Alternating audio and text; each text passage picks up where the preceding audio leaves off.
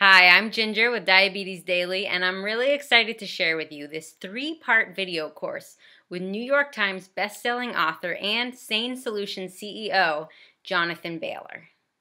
In these videos, you'll see how almost everything we've been taught about wellness, nutrition, diabetes management, and fat loss have actually been proven wrong by modern science. And best of all, you'll get a first look and special free preview of the SANE Solution system, which is actually a complete system that promises to give Weight Watchers a run for its money because it's all about improving the quality of what you eat rather than helping you eat a 1,200 calorie diet of highly processed products. Are you ready?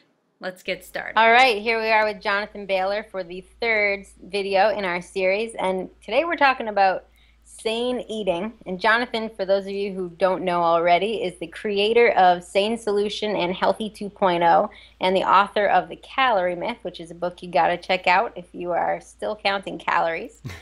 How you doing, Jonathan? I'm doing great, Ginger. I'm really excited about our conversation today because in our previous 2, we covered a lot of what's wrong. But now it's time to talk about what's right. So that's all. Yeah. That's always good news. The carrot that you were talking about in the other one. So pursuing the positive.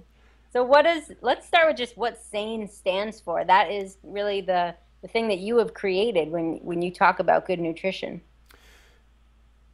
Even in that question, Ginger, you really hit on the problem, which is you use the phrase good nutrition. And that's, there's nothing wrong with that, right? But the problem is good nutrition, healthy eating. These terms have become so, you ask 10 people, you get 10 different answers. It's a bit like if you're in a business meeting, people are like, synergy. You're just like, what the hell does synergy even mean? I don't know. Like, it's just these kind of buzzwords. So we had to say, look, at the end of the day, it is a fact that, especially in America, people are trying harder than ever in history and than in any other country to be healthy. If you look at the number of people that engage in intentional exercise, that are on diets, the number of people that are going out of their way to do healthy stuff is dramatically higher in the United States than in any other first world country. However, the rates of obesity and diabetes are also higher in the United States than any other country in the world. So how is it that the harder we're trying to be healthy, the fatter and sicker we're getting? Well, maybe it's because the definition of healthy we've been given isn't all that healthy. So that's sort of point number 1, is that, well, point number 1 and 2. Point number 1 is that if you ask 10 people what's healthy eating, you're going to get 10 different answers, and that's a problem. And point number 2 is that chances are for at least 8 out of those 10 people, if they're Americans, their definition of healthy has actually made them sicker. So what we said is we need to take a step back and we just really need to redefine healthy. And we need to make it clear, and we need to make it objective, and we need to make it based on science and nutrition. So everything I'm going to talk about here is based on science, and it's specific to nutrition. So for example, it doesn't have to do with people's beliefs about animal rights, which is a totally valid conversation to have, but it's that's not a nutrition conversation, right? That's a something else conversation. So we're just talking purely about nutrition. And if we want to add other stuff on top of it, once we agree on what's actually good for people, we can do that later. But so what's actually good for people? What is high quality food? Well, if you look at the research over the past 60 years, it's quite clear. There's 4 factors that determine the quality of where we're getting our calories, and I abbreviate them using the acronym SANE. So that's where SANE comes from. It's an acronym for the 4 factors that determine the quality of a calorie. And the S stands for satiety. So we touched on this in our earlier episodes, and satiety is just how quickly a source of calories fills you up and how long it keeps you full. So there are low satiety sources of calories and high satiety sources of calories. Low satiety sources of calories, think about light beer. Light beer, the point of light beer is so that you can drink calories and not be satisfied. That's why it was created, right? Light beer was created because people were complaining that drinking beer made them too full to eat the hamburger that they wanted to eat with the beer. So they created light beer, right? So same kind of thing with Pringles. Pringles have low satiety or even negative satiety. Once you pop, you can't stop. You eat 300 calories of Pringles. It doesn't make you want 300 fewer calories for the rest of the day. It makes you want even more calories. So science has shown us very clearly what determines how quickly calories fill us up and how long they keep us full. We can get into that in a second, but we want to maximize the satiety of our calories. Overeating is not caused by a moral failing. It's caused by eating foods that don't satisfy us. Because if you eat foods that don't satisfy you, you have to overeat to ever feel full. So the S in SANE is satiety. The A stands for aggression. This is one that the Diabetes Daily audience is super familiar with because it has to do with the hormonal impact that various sources of calories have on us. We know that 300, if I were to say, what does 300 calories do to your blood sugar? Right? How do you, where are the 300 calories coming from, right? So we understand that just saying 300 calories is somewhat meaningless from a hormonal perspective. We have to understand where the 300 calories are coming from. So aggression is just the term we use to talk about what is the impact that this source of calories has on your hormones. Does it aggressively attack your hormones and get them all out of whack, or is it unaggressive and keep your hormone levels at a normal, healthy level? So we want to eat unaggressive sources of calories, right? So white bread is a very aggressive source of calories. If you take the exact same number of calories in a slice of white bread and you consume that from macadamia nuts, you are going to have a dramatically different impact on your blood sugar and on myriad other hormones.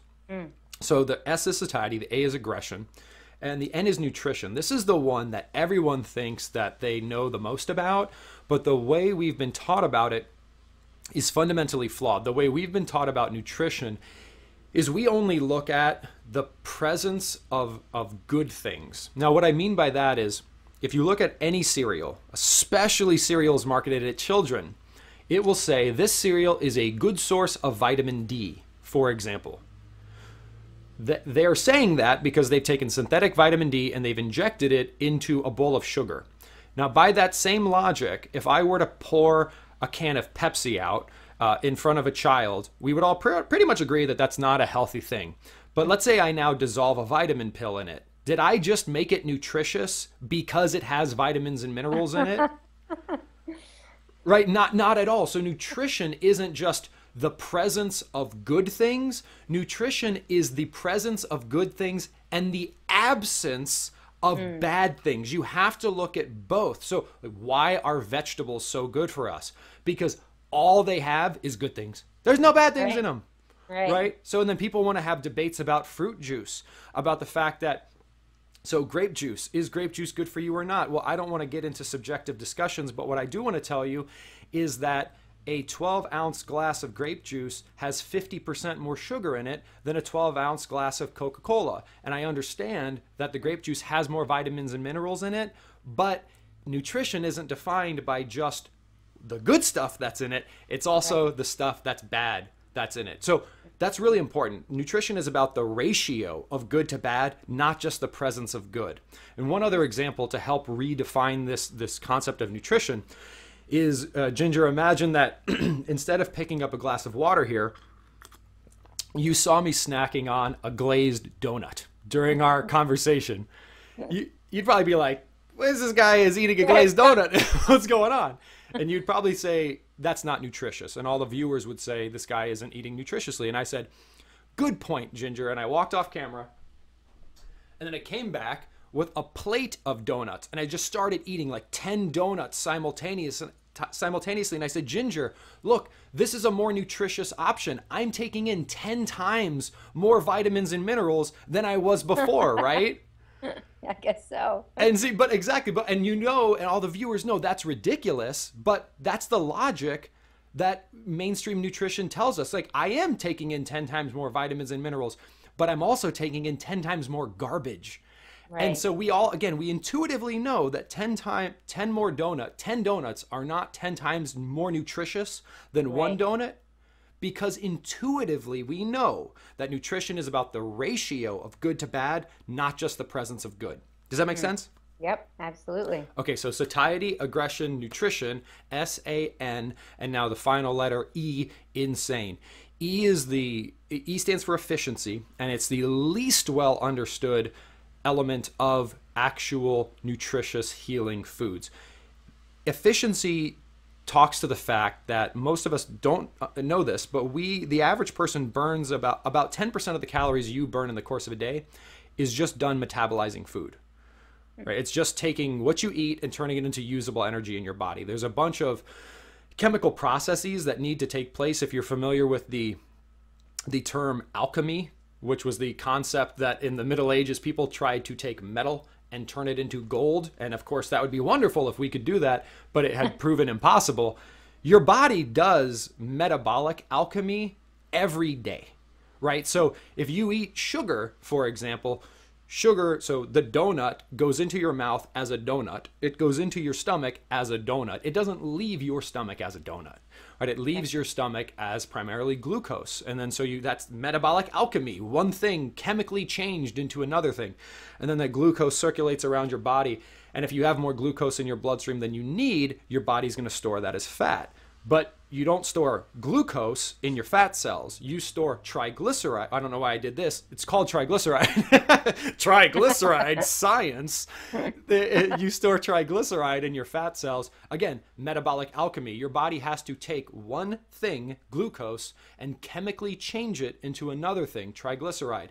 Every time a chemical change takes place, energy is lost.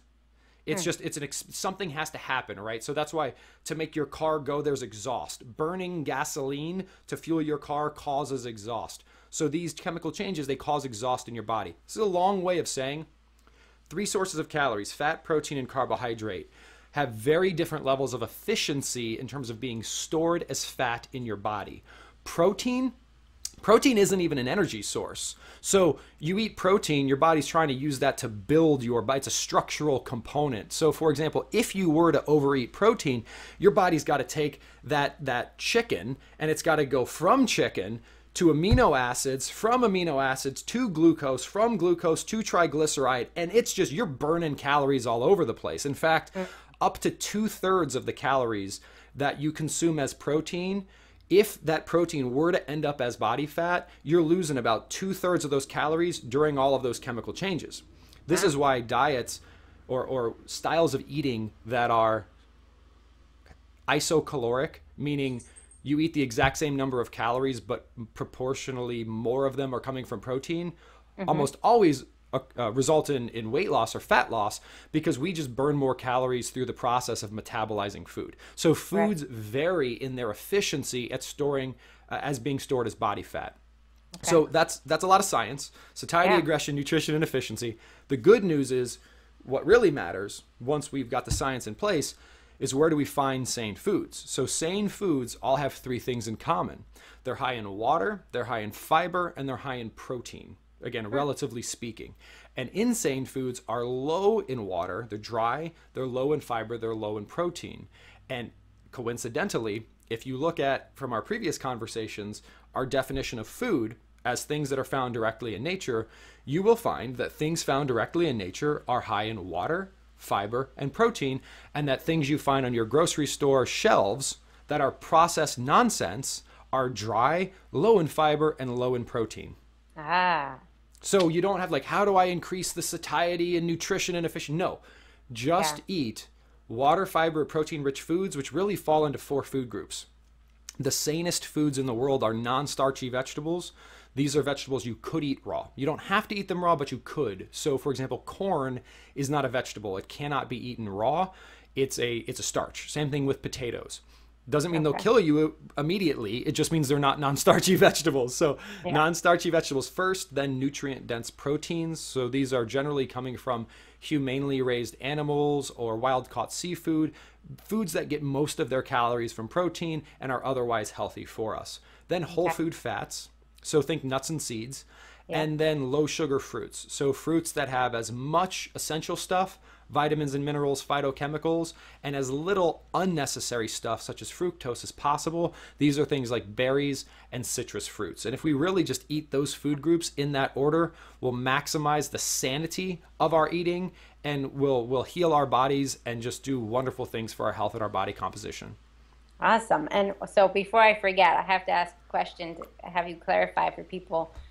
When you say high in fiber, there's a lot of products that have a ton of fiber added. Can you help people understand the difference between naturally sourced fiber and Cheerios that are high in fiber? Well, the good news, Ginger, is I think we can give the viewers a tool that will, like, Cheerios aren't high in fiber, because high in fiber has to be looked at relatively speaking. So this is really important. So if you take nothing else away from all of our conversations, I think this will be really empowering for you. So here's a trick that marketers and even let's call them experts that are not versed in the modern science play on people.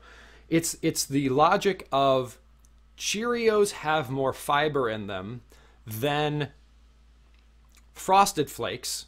Therefore, Cheerios are a good source of fiber. That logic is like, okay, let's use that logic in another way. Cocaine has less negative impacts on your health than heroin does. Therefore, cocaine is a healthy option. Right? Like it doesn't make any sense. Something isn't healthy or a good source of X because it has more X in it than something that is terrible for you. Right. What we really need to do is we need to look at all of the options available to us. And really the gold standard, the food groups we talked about, non-starchy vegetables, nutrient-dense protein, whole food fats, low sugar fruits. If anyone tells you that Cheerios or bread or any kind of grain is high in fiber relative to what? There is 8 to 10 times more fiber per calorie in non-starchy vegetables, especially green leafy vegetables, than there are in the fiberest of grains. So again, eating is a zero-sum game, meaning that you can only put so much food into your body. So every time you eat one thing, you are not eating another thing. So is quinoa the devil? Absolutely not. But if you're eating quinoa because you think it's a good source of fiber and in place of kale, you are doing yourself a disservice, because if your goal is to increase your fiber intake, non-starchy vegetables are the best way to do that. For eating Cheerios to get more fiber is a little bit like eating carrot cake to get more vegetables. Yes, carrot cake has more vegetables in it than chocolate fudge cake, but that doesn't mean it's a good source of vegetables. Right. Nicely said. Okay. So I think for someone who has never really looked at how much whole food am I eating, how much sane food am I eating in a day, it could be really overwhelming to try to think, what can I make myself for breakfast that isn't going to take me 45 minutes of chopping vegetables? And so how could someone go about this in a beginner state? For both a beginner and someone who can be as advanced in this as possible, aka their whole life is predicated around it, I think the answer is for the same for both of us, and that is green smoothies. There is no easier way to get an abundance of vegetables into your body than to use a blender. And so there's two ways to do this. One is something that's sweeter. So when I say smoothie, that's going to be something that you drink. You can use green leafy vegetables and citrus fruits. It's incredibly easy. The general formula is get a green leafy vegetable. If you're a beginner, stick with romaine lettuce and spinach, because in the future you can try kale, but it's probably going to be a little bit too bitter for you right now. So stick with spinach and romaine lettuce, put a bunch of it in the blender. The better blender you can buy, the better it's going to work out. So I use a Vitamix, but not everyone can get a Vitamix. And then take either an orange or some strawberries and just put just enough in there to help combat the bitterness. And the citrus and the berries are very good at that. Don't put a banana or grape in there. Stick with citrus and berries. Blend that up, drink it. You will take in accidentally 3 servings of non-starchy vegetables from the best sources of vegetables, which are green leafy vegetables, every time you do that. And here's the even better news. You can set aside 30 minutes, pop on your headphones, listen to your favorite music, listen to your favorite podcast, or just set up your tablet and watch your shows. Make your smoothies for the week. Go to Costco, buy a big bag of spinach, make them for the week, set them in your refrigerator, grab them when you run out of the door in the morning. So you've got your green smoothies, and then soups. So again, use your blender, and you can explore. I have there are some wonderful books out there. For example, my podcast co-host Carrie Brown has a recipe book called SANE Soups and Sides, and you can make all sorts of soups just out of pureed vegetables. So please don't think you need to do a bunch of cutting and putting in Tupperware and make salads every day. I just want you to figure out the easiest and most convenient ways to get vegetables into your body, almost like they're a vitamin pill. I mean, think of vegetables almost like taking medication. Like, this is just something you have to get into your body because it will heal you. All that nutrition is literally healing, so just get it into your body. And most people hear the word smoothie and they think, I need yogurt, which we know is loaded with sugar. It's one of those trickster health foods. And I need juice, and I need this and that. But you're talking about vegetables and a little bit of fruit. That's exactly right. I'm so glad you brought that up, Ginger, because you'll also see pre-made smoothies in the grocery store, and you'll see them at places like Jamba Juice, which, especially if you're a diabetic, run the other direction because... Yes. Watch out. Oh my goodness. 70 grams of sugar in, what's that, Odwalla? That Odwalla brand that everybody thinks is so healthy. Those things are scary if you look at them in great detail. Well, and Ginger, scary is the right word, and I know you and your audience will be super familiar with this, but oftentimes when physicians do a glucose tolerance test, they give you less sugar, and then they make you then one of these drinks, and they don't let you leave the office. So it's like they give you 40 to 50 grams of sugar, and they make you sit there in the office because they want to observe you to make sure nothing bad happens, right? So your doctor, but if you go and you buy one of these smoothies, you are literally going to take in more sugar than that glucose tolerance test. I mean, it's like literally, it's dangerous to consume that much sugar.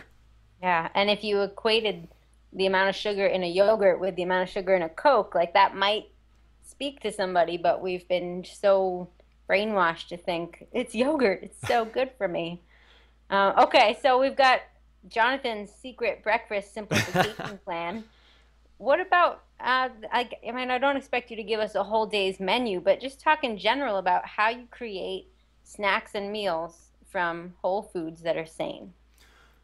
The most encouraging thing about sane eating is that of all the tastes that we crave, so sweet, salty, bitter, umami or meaty flavor, fatty, basically the core tastes that our body wants, there are sane sources of all of these. So it's not about saying you can't have sweet things, you can't have fatty things, you can't have salty things.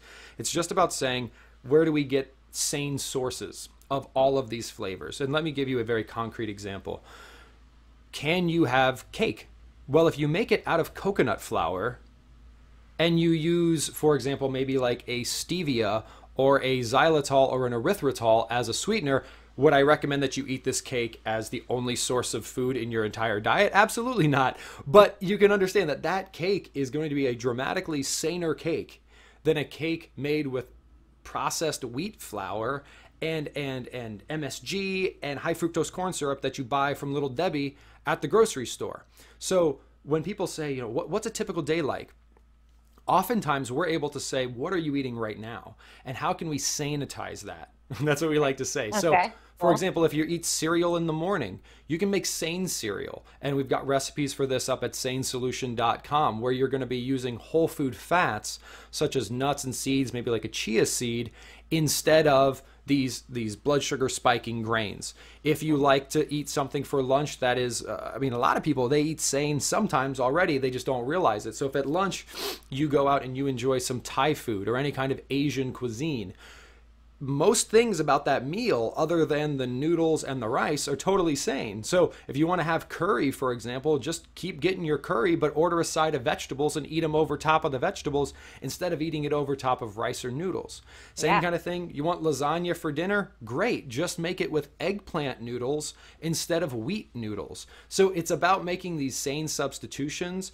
And if you go, for example, again, to sanesolution.com, you can see breakfast, lunch, dinner. I mean, we're talking stroganoffs, lasagnas, desserts. There's all sorts of ways to make these delicious comfort foods sanely, but it just takes a little bit of time to learn how to do that. But once you do, you can enjoy pretty much, if it's based on food, right? Like there is no such thing as a sane Snickers bar. That doesn't exist because a Snickers bar isn't food, right? But if it's food, right? If grandma would have made it, we can make a sane version of that for you.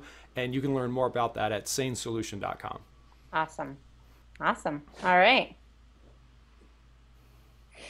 Sorry, I didn't know if you were trying to end it there or if I'm allowed to ask another question. Oh yeah, no, you can ask another question. Let me just I don't know how long we've been recording. I'm going to take a quick note here to edit this part. Hold on 1 second. Part 3, edit at 24 minutes. Okay, yeah, so do you want to do just kind of pick up like, oh, so sanesolution.com. So that's a good segue into blah, blah, blah. Okay, so sanesolution.com and sanitizing foods. I want to ask you about my husband's classic lunch. I'm not in charge of what this man consumes in a day. I don't think he would know what to do with himself if he didn't have a turkey sandwich with some kind of, bread. He buys, there's only one type of bread I've ever found in the bread aisle that doesn't have corn syrup in it. It's Arnold's brand, but that doesn't mean it's a healthy bread, right? It means it doesn't have corn syrup. And then Swiss cheese, mayo, and mustard. That's his. He wouldn't know what else to eat for lunch. Mm-hmm. So, and that's a pretty classic American lunch. Yeah. How would you sanitize that kind of meal so that someone like my husband could eat a healthier lunch? The first thing, and I'm not doing the political answer here of not answering the question. I will answer your question, right. But the first thing is, I would first check to see if your husband actually wants to improve his health. Great point. That sounds a little bit silly, but there are plenty of people, for example, that smoke. And It's not that they don't know that smoking is bad for them. They're just saying, I would rather smoke than not die of lung cancer. Right. You have to want it first. So you have to want it first. And if you then want it first, you then say to yourself, what is it about that sandwich that I love? Most of the time, it's not the store-bought bread. It's not just like, oh my God, that's like when you go to, let's say you have like the best stir fry you've ever eaten. You probably weren't like, you know what made that stir fry the best stir fry I've ever had? It was the rice. The rice was just so good.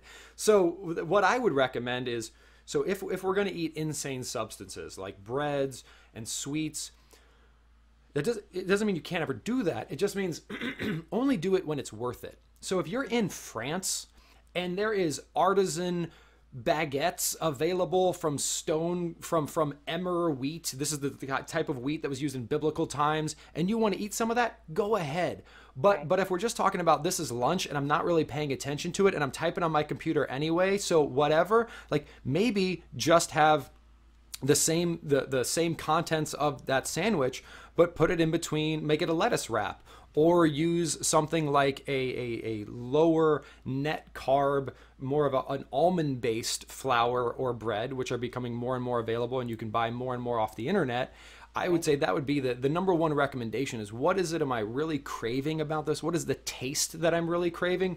Because oftentimes starches, they're just filler. And especially if we start to enjoy the taste of fats more, you don't need starch to feel full. You need vegetables, you need protein, and you need fat to feel full. Okay. And that can really, really help you out. So step number 1 is you got to want it. And step number 2 is then really just identify what you really want. And like if you're a type of person who's just like, look, I am not going to stop eating bread, then that's there are people that are just like, look, I'm not going to give up smoking. And that's cool. But and I'm fine with that. I'm not here to convert people. What I'm here to do is to say, if you smoke, you might get lung cancer. And if you routinely eat processed bread, you may You're become gonna struggle diabetic. with your weight, or Yeah. So Yeah. so it's about making these choices, but historically, Ginger, we haven't had the ability to make these choices because, like, imagine that we didn't know smoking was bad for us. And that's the way it was 100 years ago. 100 years ago, there were doctors in ads saying smoking is good for your T-zone, and everyone smoked. So in that case, like, you don't really have a choice because you think smoking's good for you. And a lot of this the beginning of this conversation was healthy eating. What is sane eating? If we've been told that something is healthy because it's low calorie or because it's low in fat, and those are the only criteria to make it healthy, again, even if we want to be healthy, if we don't have the correct information, we can't be. So step one is wanting it. Step two is having access to the correct information so that you can actually have success doing it. And that's again what we try to provide at SANE Solution, is that correct information. Because if you want evidence for the current definition of healthy failing, look around, right? It's clearly not working. Right. Right. Yes. Okay. So maybe we could end this this takeaway on this video with a takeaway on one example of, because lunch is one of those things that people, again, are in a rush and they're in their office. They can't go and saute some broccoli the way I can because I work at home. What is a really simple food they can pack example for lunch that is sane, truly sane? Truly sane. Easiest example is saying, like, unless all you eat for lunch is starch and sugar, which is probably not the case. I mean, unless your entire lunch is a bagel dipped in glaze, take the sane elements of your lunch. So take whatever vegetable you are already eating. Take whatever protein you are already eating. If you like nuts, there's your fat. Just eat more of those. Just eat so much, again, like dinner. So just take your current dinner, and instead of making some of it and then eating a bunch of rolls, just eat more of the main dish, right? So it's not. Don't be afraid to eat the real nutrient. You know, people are so afraid to eat more than 7 almonds because, oh, almonds have fat in them. That's exactly right. So, I mean, sane eating is not, I mean, if you've ever gone to a barbecue, chances are you ate pretty sane, right? There was nutrient-dense meats there. There were vegetables there. You grill it up. You've got your good stuff. Maybe you just don't put it on a bun. Like, it's not, this isn't like just eliminate everything. It's just saying eat so much non-starchy vegetables, nutrient-dense protein, whole food fats, low sugar fruits. Identify what you like within those food groups. Chances are you are already eating foods in all of those food groups. All I'm saying is just double the amount of food you're eating from those food groups so that you're too full for the insane starch and sweetener processed nonsense food groups. I like it. Can you say one more time those 4? There's non-starchy vegetables. Yep. Nutrient-dense protein. Nutrient-dense proteins. Whole food fats. Whole food fats. And then low sugar fruits. All right. So take that away with you, people, and go examine what your lunch looks like and how those 4 things add up in there. Yeah, and it is. I'm going to be very clear with folks. The good news is, we've got to relearn this, right? That's why we have set up the programs we've set up. Is we've been given misinformation for 40 years, 50 years, 60 years. It's going to take more than 4 to 6 minutes to unlearn all that stuff. But once you unlearn it, you're done. Like, it's like knowing how to drive. You know how to drive. You can now get anywhere in the world, right? Once you know how to eat sanely and you have that underlying fundamental knowledge, all things in life can be addressed. So it's not some checklist in your mind. You just have that foundational knowledge. And again, you can get that at sanesolution.com. And Pringles won't taste good anymore to you. You'll have one and you will stop because you'll be like, this is not food. Absolutely. Absolutely. That's a nice benefit of a SANE Solution is that you want more real food. Exactly. It's a self-fulfilling, it's a virtuous cycle. Yes. All right. Thank you, Jonathan. Thank you, Ginger. Hey, Ginger again. I hope you enjoyed that as much as I did. Be sure to click on the SANE Solution link on this page to get your free Diabetes Daily SANE Solution plan. And to learn more about SANE Solution, visit sanesolution.com. Thanks for watching. See you again soon.